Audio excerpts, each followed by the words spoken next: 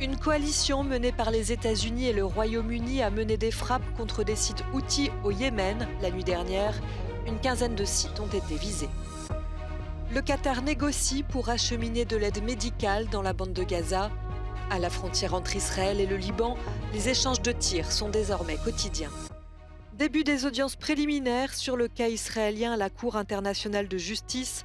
Elle doit se prononcer sur une plainte déposée par l'Afrique du Sud sur la guerre à Gaza.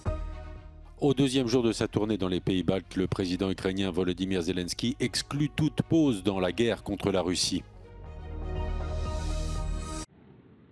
Les États-Unis et le Royaume-Uni, avec le soutien de l'Australie, de Bahreïn, du Canada et des Pays-Bas, ont lancé des frappes massives contre des cibles houthis au Yémen la nuit dernière.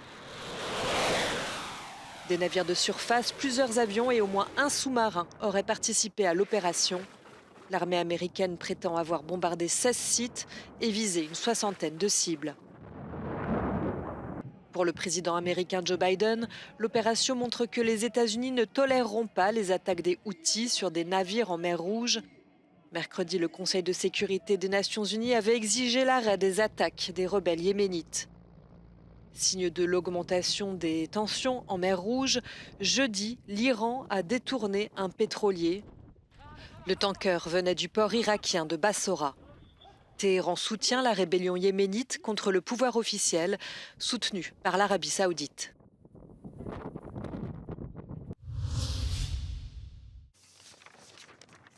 Au lendemain d'une résolution de l'ONU condamnant les tensions en mer Rouge, l'Iran détourne un pétrolier dans le golfe d'Oman. Le tanker venait du port irakien de Bassora avec du pétrole dans ses cales. Selon la télévision iranienne, le navire était au cœur d'une affaire de saisie de brut iranien qui avait terminé entre les mains d'une société américaine. L'équipage du Saint-Nicolas est composé de 11 Philippins et d'un ressortissant grec. Le pétrolier navigue sous pavillon des îles Marshall et son armateur est basé à Athènes. L'incident risque d'envenimer les tensions en mer Rouge de l'autre côté de la péninsule arabique. Dans cette région, les rebelles yéménites, alliés de l'Iran, multiplient les attaques et perturbent le trafic maritime commercial. Ce mercredi, plusieurs navires en route vers le canal de Suez ont été pris pour cible. Dans sa résolution, le Conseil de sécurité de l'ONU condamne la multiplication des attaques des Houthis. Les rebelles yéménites ont détourné le Galaxy Leader le 19 novembre dernier. La résolution de l'ONU exige que le cargo japonais puisse repartir.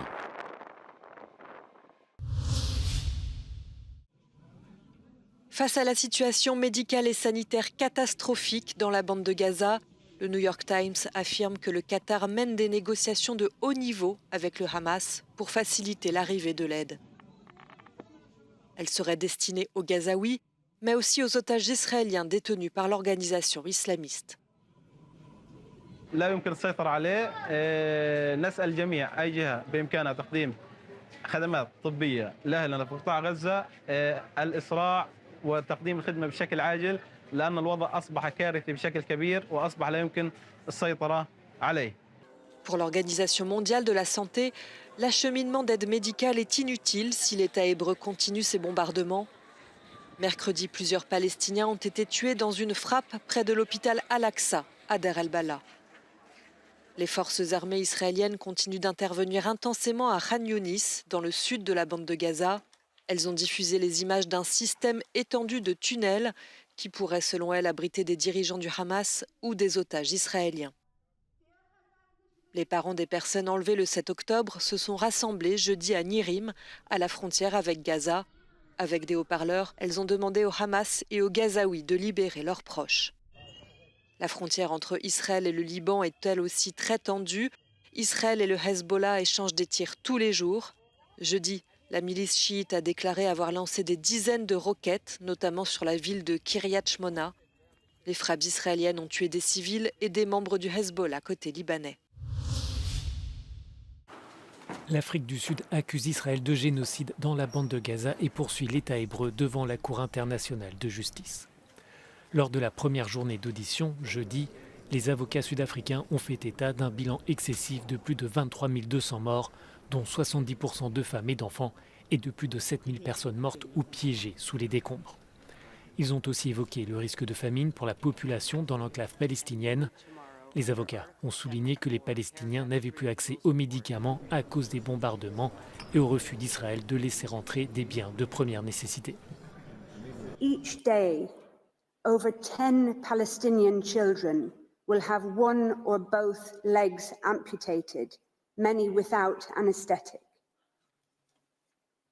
Each day, on current rates, an average of 3,900 Palestinian homes will be damaged or destroyed. More mass graves will be dug. More cemeteries will be bulldozed and bombed and corpses violently exhumed. La procédure pourrait prendre des années, c'est pourquoi l'Afrique du Sud demande à la Cour internationale d'ordonner des mesures provisoires pour obliger l'État hébreu à permettre un meilleur accès humanitaire et à mettre fin à son offensive militaire. Israël prendra la parole vendredi devant les juges, mais accuse déjà Pretoria de soutenir le terrorisme du Hamas. What we saw today is a state, South Africa, standing up for a terror organization, which is basically shame on South Africa for doing that. Israel is executing its right to self-defense after the October 7 massacre, and there are still 136 Israeli hostages that are held by Hamas. The extraordinary nature of this case is not lost on anyone. The fact that Israel finds itself at the International Court of Justice accused of breaching the Genocide Convention, the convention that exists in response to the murder of 6 million Jews during the Holocaust, is remarkable. But as South Africa is arguing, there hasn't been a case in recent history more important for the protection of the court and the future of international law. Shona Murray, Euronews, The Hague. Le président polonais Andrzej Duda a annoncé avoir entamé le processus de grâce concernant l'ancien ministre de l'Intérieur Mariusz Kamiński et de son proche collaborateur Maciej Wąsik. Les soutiens des deux élus du parti PiS, le parti conservateur désormais dans l'opposition, se sont rassemblés pour ce qu'ils ont appelé la manifestation des Polonais libres. Mariusz Kamiński et Maciej Wąsik ont été condamnés pour abus de pouvoir pour des faits remontant à 2007. Ils s'estiment victimes de la nouvelle coalition libérale pro-européenne. Les démocraties ont beaucoup fait pour aider l'Ukraine, mais nous devons faire davantage pour que l'Ukraine soit victorieuse. C'est par ces mots que le président estonien Alar Karis a accueilli Volodymyr Zelensky. Le président ukrainien poursuit sa tournée dans les pays baltes et il assure que la Russie peut être arrêtée. Volodymyr Zelensky admet que son pays manque cruellement de missiles. Il réalise que les stocks des alliés s'épuisent, mais refuse d'envisager toute pause dans l'effort de guerre. Дати паузу, ризикнути, дати 2-3 роки Російській Федерації, вона потім може переїхати нас. І ми би так не ризикували. І слава Богу, що все це вирішується в Україні, і тому пауз на користь Росії точно не буде. La Lituanie a validé une enveloppe supplémentaire de 200 millions d'euros d'aide en faveur de l'Ukraine. Les autorités ukrainiennes disent avoir comptabilisé 500 bombardements russes entre le 29 décembre et le 2 janvier. Ce mercredi, un missile russe S-300 s'est abattu sur Kharkiv. Selon les autorités locales, 11 personnes ont été blessées.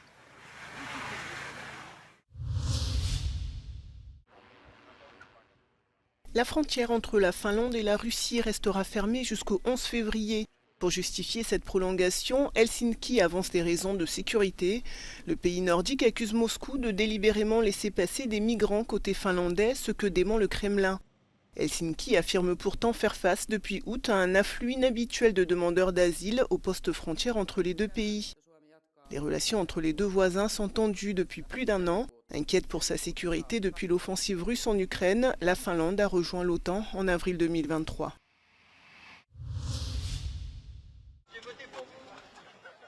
De l'action, des résultats et des baisses d'impôts pour les classes moyennes. C'est la première déclaration de Gabriel Attal juste après la présentation des 14 ministres de son gouvernement.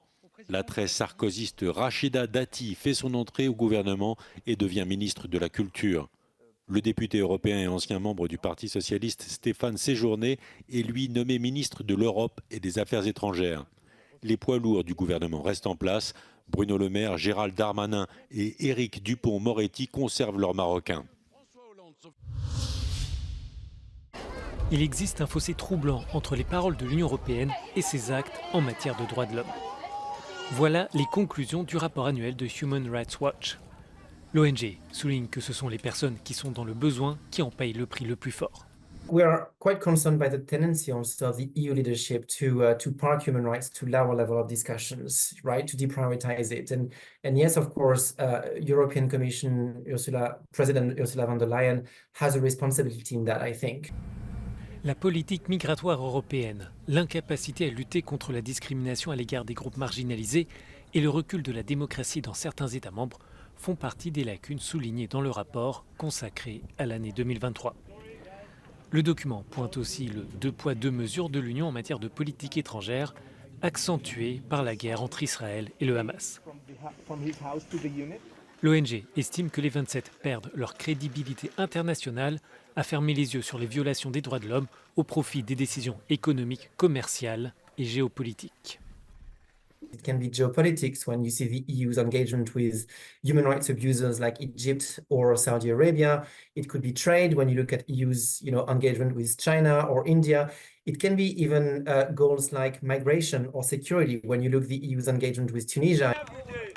L'ONG affirme également que la politique migratoire de l'Union et les accords controversés pour contrôler les flux de migrants risquent d'alimenter les divisions politiques à l'approche des élections européennes. Les 27 ont par exemple conclu l'année dernière un partenariat avec la Tunisie, malgré les accusations de violation des droits fondamentaux commises par les autorités tunisiennes. La migration s'annonce comme l'un des thèmes centraux de la campagne avant la tenue du scrutin début juin.